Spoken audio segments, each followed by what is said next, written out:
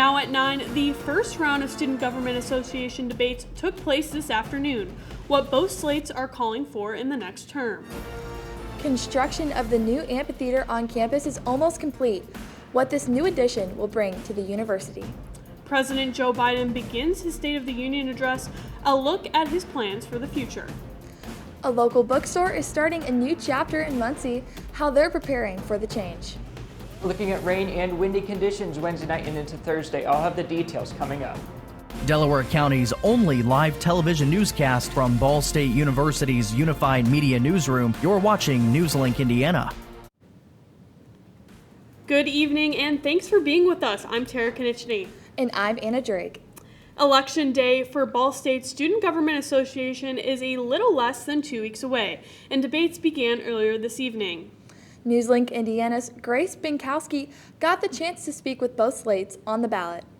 Two slates, Gaston Smith and Lynn Strand, and Empower, head-to-head for this year's SGA election, both sharing the foundations for their campaigns during the introduction to the ticket debates tonight. Our campaign is based solely around just the fact that we love what we do. Our main reason for deciding to run is because we want to give back a voice to the student body. Gaston Smith and Lynn Strand, a duo with experience on SGA's executive team. Their platform standing on commitment to sustainability, diversity, inclusion, and transformative disability awareness. These are issues that we're very passionate about, but these are also things that we know students are passionate about too. Empower, a slate that is new to SGA's executive team, but they're using that to build their platform focus on transportation, campus safety, as well as campus beautification.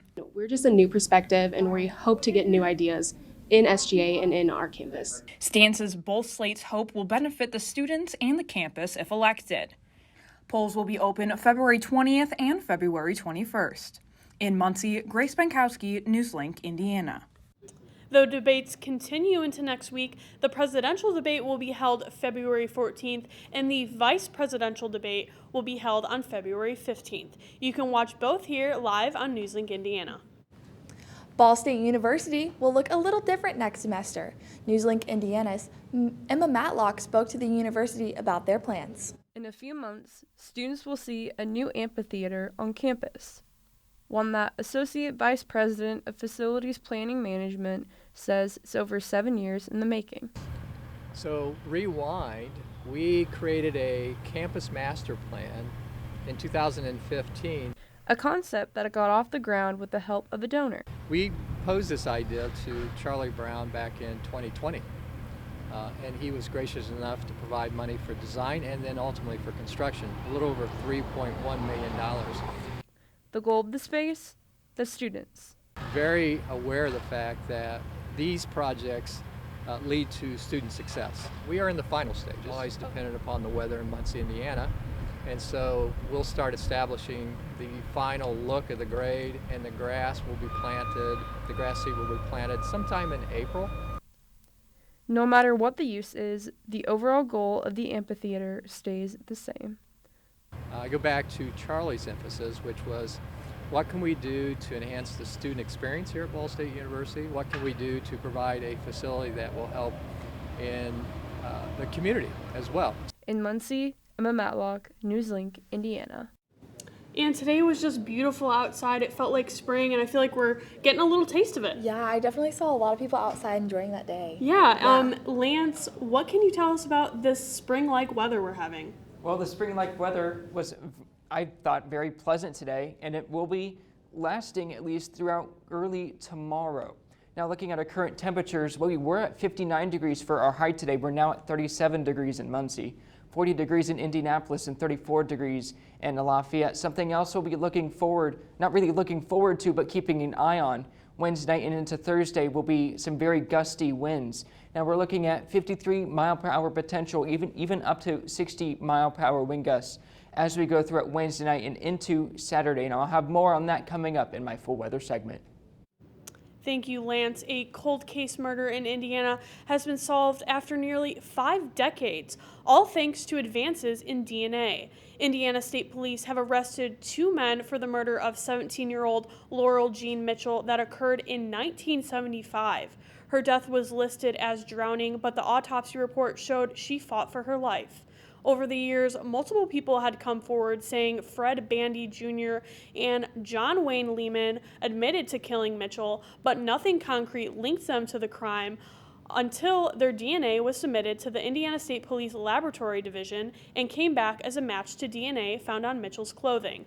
Both men, now 67 years old, have been charged with murder and are currently being held without bond. Today, Zoom announced its plan to lay off about 1,300 employees. The video conferencing company will take major pay cuts, including a 100% pay cut for CEO Eric Yuan. Shares for the company increased 9% in midday trading due to the announcement of layoffs. Zoom is not the only tech company letting workers go. Yesterday, Dell announced it will also be decreasing the number of jobs in their company. This follows announcements from Microsoft, Amazon, Google's parent company Alphabet, and Facebook's parent company Meta to eliminate jobs. New report shows U.S. consumers might be getting more cautious about spending money. The Federal Reserve found that outstanding credit grew by around $11.5 billion in December. That's the lowest increase since January 2021. A bank rate analyst says consumers are becoming reluctant to buy expensive physical goods. According to bank rate numbers, 46% of credit card holders carry a balance from month to month. The average card fee hit a record high of almost 20%. Next, we'll give you updates from President Biden's State of the Union address. And protesters are calling for Congress to expel a freshman congressman. Find out who next. Here's your sandwich, miss. Oh, thank you. And your burger. Awesome, thank you. And your bowl of boiling water, sir.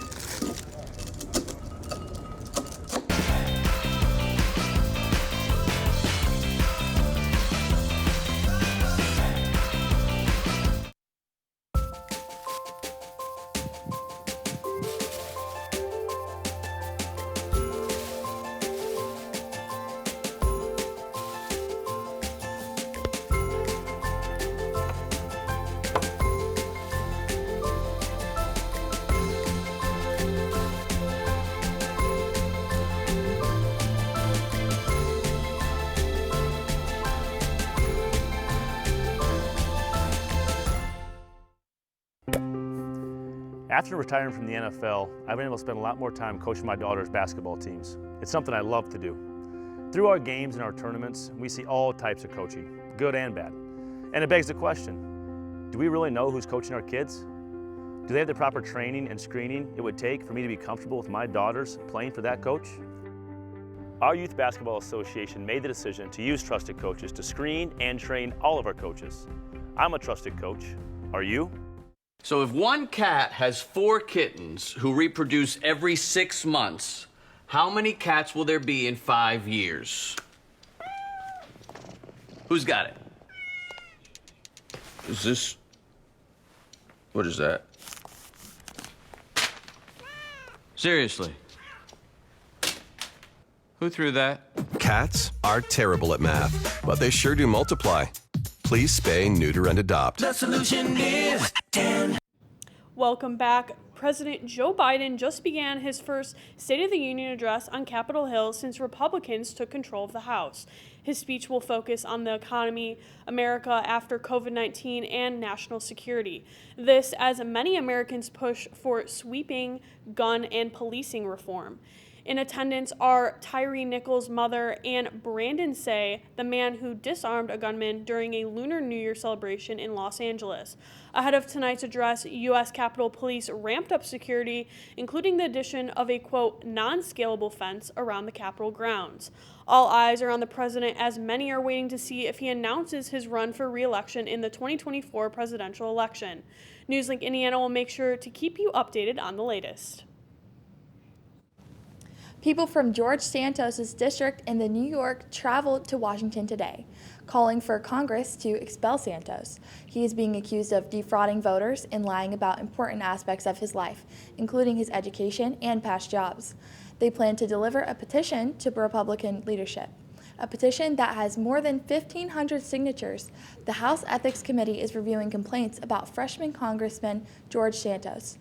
Today, House Speaker Kevin McCarthy says the panel is looking into Santos's past and campaign finances. McCarthy also revealed that Santos didn't necessarily decide on his own to step down from his committees. Ethics is moving through, and if ethics finds something, we'll take action. Right now, we're not allowing him to be on committees from the standpoint of the questions that have arisen. Aid from the United States is heading to Turkey and Syria following one of the deadliest natural disasters of the century. Mike Valerio shows us the latest. In the snow and surreal wreckage of collapsed concrete, a girl in pink pajamas with a kiss from a rescuer, now in safe hands, removed from the rubble. Across Turkey and Syria, teams of human chains are still trying to find people. Voices heard underneath mountains of debris. This English teacher last reached out to his friend Mustafa just before the quakes. It was horrible, horrible. I can't explain with words. You haven't heard from Mustafa since yes, then? Actually, and since then we're here waiting to hear anything from him. The U.S. is sending its best to the disaster zones in Turkey. Virginia Task Force 1 is dispatched with 79 first responders and 6 dogs packed onto this cargo plane. The team will join 78 members of the Los Angeles County Fire Department, both units specializing in urban search and rescue. And in Syria, staggering scenes of outright destruction. In war-torn Aleppo, a representative from UNICEF described a sense of panic, especially among the young. Children who have been very traumatized by a lot of war were again bewildered, didn't know what was happening, and it was really quite scary because of the aftershocks, but also because buildings were toppling around them. I'm Mike Valerio reporting. Taking a look at radar, we have a low pressure off to our south and to our west in the southern Great Plains, bringing us potential for some rain and windy conditions Wednesday night into Thursday. I'll have the details coming up.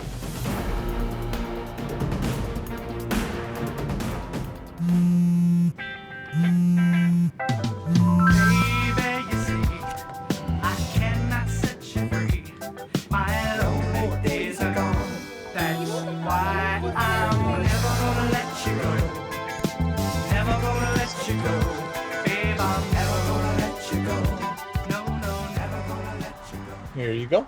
Thank you. Thank you.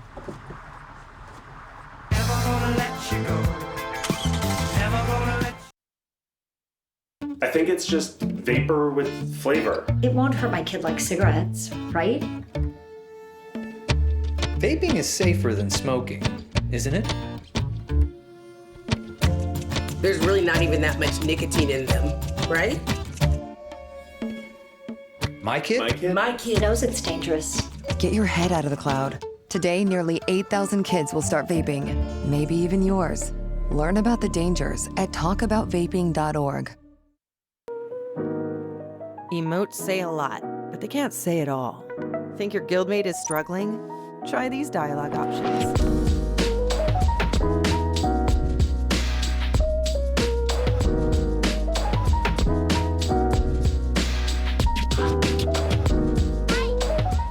Go beyond emotes. Check in with your guildmates at seizetheawkward.org.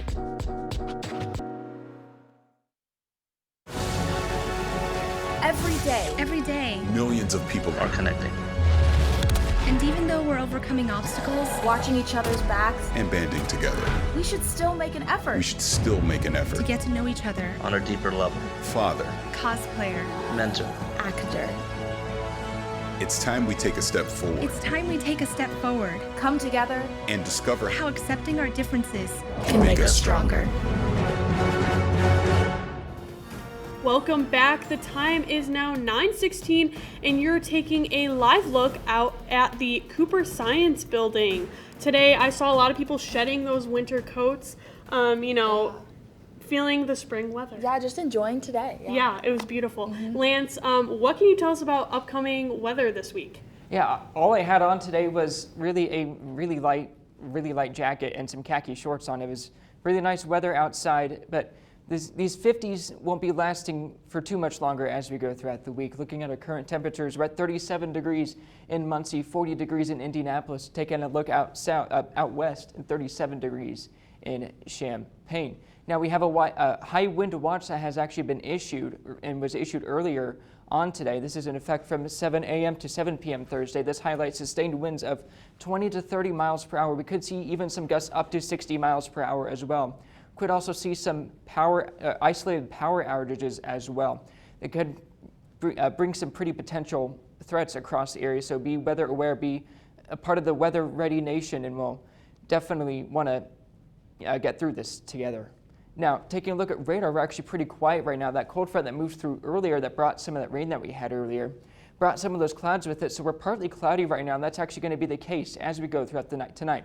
Something we are tracking is a low pressure off to our south and to our west near the Arklatex region. This will be moving its way north in to the east, and this is what's actually been prompting the high wind watch, and that's also going to be bringing us some rain Wednesday night and into Thursday. Timing some things out for you as we go throughout the night tonight.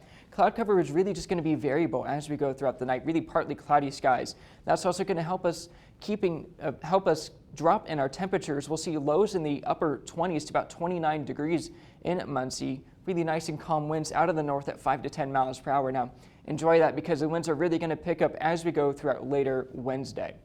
And as we go throughout Wednesday, we'll see temperatures in the lower 30s at around 8 a.m. to about 41 degrees at noon. At around 5 p.m., we could see 47 degrees for our high temperature. We notice a wind shift as we go throughout the afternoon from the east to southeast, and that's also going to be increasing in wind speed as we go past dinner time.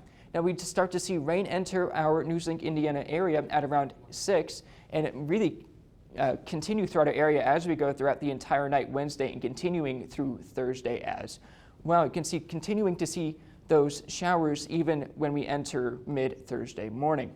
Taking a look at your 7-day forecast, 47 degrees again for the high tomorrow for Wednesday. That rain moves through in the night in the night hours and actually continues through Thursday. Now our high temperature is Thursday, 57 degrees. We'll actually see that in the morning. We'll see temperatures decrease as we go throughout the day. Now Friday and Saturday we see a cool down then with 37 degrees on Saturday, mid-40s on Sunday, but we do get back into the 50s on Tuesday. So I'm really a big fan of these 50 degrees. Now, we do have to get a little bit where we go under 50 degrees, but I think we'll get back there next week. I'd much rather have rain than snow. So I'm happy about the warmer temperatures and rain. So thank you so much, Lance. And now we will throw it to Max Robson to see what's next in sports. One Ball State athlete reaches a career milestone, and multiple athletes earn national awards. All this and more next in sports. Here's your sandwich, miss. Oh, thank you. And your burger. Awesome, thank you. And your bowl of boiling water, sir.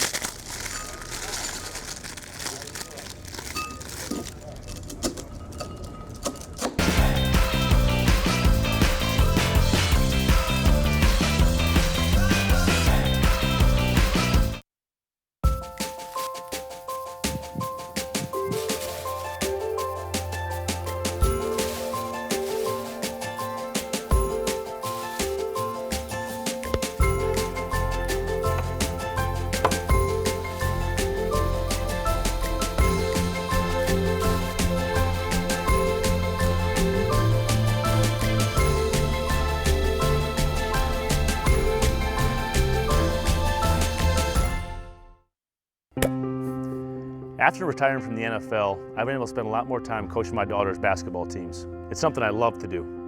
Through our games and our tournaments, we see all types of coaching, good and bad. And it begs the question, do we really know who's coaching our kids? Do they have the proper training and screening it would take for me to be comfortable with my daughters playing for that coach?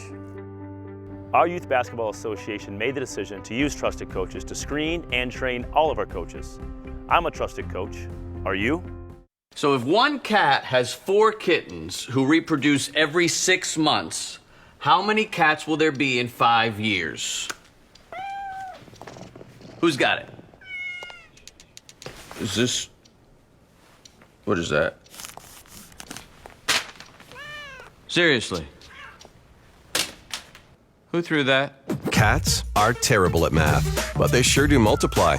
Please spay, neuter, and adopt. The solution is 10. Welcome back to NewsLink Indiana. I'm Max Robson with sports. Ball State women's basketball is home to a certain player with not one, but two major comeback stories, achieving a major feat in their recent matchup with rival Miami of Ohio. NewsLink Indiana's Carter McKillop sits down with Ball State's own Anna Clefane to learn more about her achievement. Amid a flurry of baskets, Anna Clefane scored her career 1,000th point after recovering from two separate ACL injuries. Clefane has been critical this season as both a leader and a player. In their 92-61 victory over Miami, she led Ball State with 25 points. Clefane says she wasn't even thinking about what milestone she was about to hit. I wasn't aware that I was getting near 1,000 points until my mom told me, I think, a few games in advance. She's like, oh, you're about 50 points out. I was like, oh, wow, that's exciting. So I sort of, in the back of my mind, it was there. And I was worried that it was going to make me, like, kind of choke up, but it kind of did the opposite. Clefane says she had several low moments during her recovery, but she was able to pick herself back up and keep moving forward. I remember probably the worst point of recovery was I was sitting at home a few days after surgery watching my team play on TV. I was just sobbing and I was like, I'm never gonna be back out there. And I think that was a low point for me. Clefane offers advice for others who are dealing with similar situations to what she had gone through. Celebrate the little things. And that's actually a piece of advice that was passed down to me after my first ACL. And they told me that and I was like, celebrate the little things, whatever. But you have to, you take your first step off crutches, it has to be a big deal to you, or you bend your knee 90 degrees, it has to be a big deal to you, or else you'll kind of get caught up with, oh, I just bent my knee 90 degrees. But it's more than that. You have to be excited for every little step or else you'll get lost. After a full recovery from her injuries, Clefane is optimistic about the future and is striving to meet new goals that she and her team have set out to achieve. It's a great day to be a Cardinal in Muncie. I'm Carter McKillop, NewsLink, Indiana. As one Ball State athlete achieves excellence, so does the Cardinals of Ball State's men's golf. The Cardinals earned first place out of 8 schools to compete at the Earl Yestings Meyer match play in Dade City, Florida. Ball State able to edge out second place Drake in today's championship match. The Cardinals are led by sophomores Griffin Hare and Colin Nasser, who both earned victories over their opponents in the championship match. Ball State will swing back into action on February 26th for the Dorado Beach Collegiate in Puerto Rico. Ball State's athletics continue to succeed as volleyball's Tanisha Nadava-Zosheva captures MIVA Offensive Player of the Week and off-the-block national honors. The sophomore earns his first career weekly award with the Cardinals after his efforts in Ball State's 2-match split with 11th-ranked BYU last week. The outside hitter racks up 43 kills, averaging 5.38 per set, with hitting over 300 in both matches with an average of 393 on the week. Nadava-Zosheva also receives recognition from Off the Block as the nation's outside attacker of the week. With an achievement on the players' belts, Ball State men's baseball looks forward to the upcoming season. Cardinal pitcher Sam Klein earns National Collegiate Baseball Writers Association preseason All-American second team. Klein comes into this year after strong showing last season and did not disappoint this preseason, which led to the national award nod. Klein and Ball State enter into this year after a 40-19 overall record in their last season at bat after their loss to Central Michigan for the MAC tournament. Looking forward, head coach Rich Maloney and Klein give their thoughts on the award and their goals for the season that lies ahead. I'm not surprised that he received some accolades because not many people get more than 10 saves in a year. I've only had it in my career and I've been coaching a long time.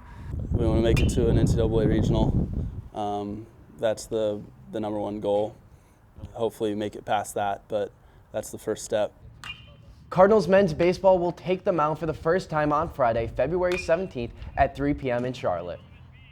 So guys, huge volleyball win over BYU, tying it 1-1 for their series. Now Nadava-Zosheva, he's doing great, but that's a hard name to say. I know, I was proud of you. I'm like, yes, Max, you got it. Dude, seeing it in writing even is like, seeing whoa. it in writing, I was even more surprised. But his name, very hard to say, but he's doing so well. I'm hoping that he can keep this up for him, as well as our men's basketball team, who just won against Central Michigan today in a pretty good match. I know they had 65. Their team's looking good. They're coming hot. They're 17-7 7 right now. Yeah, and I heard that there was a big turnout for the game, so that's always exciting to have fans there. Thank you so much, Max. And after the break, a new business is starting a new chapter in Muncie. And we'll take a look at weather.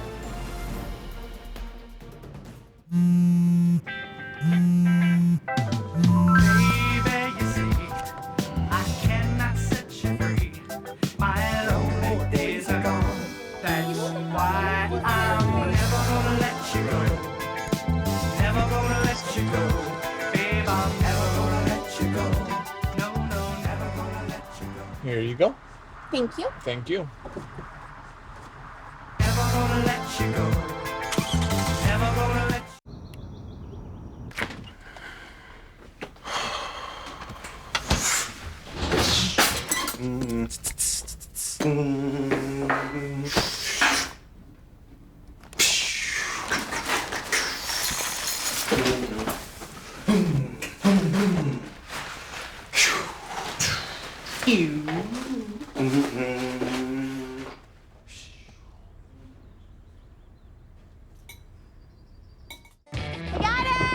Hi. Can you help me? I got it. Thank you. No problem. Just like the rules to surviving Zombieland, there are steps you can take to be prepared for an emergency. It's the right thing to do. Talk with your family to make a plan. Look for safe areas to meet up if separated. And stock up on supplies. It's never too early to get prepared, so start now. Right now? Right now. You can't predict emergencies, but you can be ready. You're welcome, America. Visit ready.gov today to learn more. Jordan knows he shouldn't eat this entire bowl of nachos, but tonight he's earned that right. Because a few hours ago, in the middle of happy hour, he recognized a sign. Not from the gods or a bolt of lightning, but from a double heart, a kissy face, and a fourth ha in ha ha ha. That's when Jordan knew he was buzzed. So when it was time to go, he got a ride home instead of driving. Be a legend like Jordan. Recognize your buzzed warning signs and get a ride home. Buzz driving is drunk driving. There's a new bookstore location debuting in Muncie. NewsLink Indiana's Olivia Solinker met with owner Keely Malone to learn more about his new independent business. Downtown Muncie is about to say hello to a new business. Owning a bookstore in general started out as a dream of mine since I was like 5 years old. Ink Drinkers Anonymous, which began in June of 2022, is the newest addition to this complex located on East Charles Street in downtown Muncie. The goal is to bring something new and different to the community. Malone strives to keep an inventory of literature from a variety of authors. So I kind of evaluated the bookstores that we have here in Muncie and was like, what can I bring that we don't necessarily have in our bookstores here? And that was diversity. Something else that sets Ink Drinkers Anonymous apart from the rest is their blind date deal.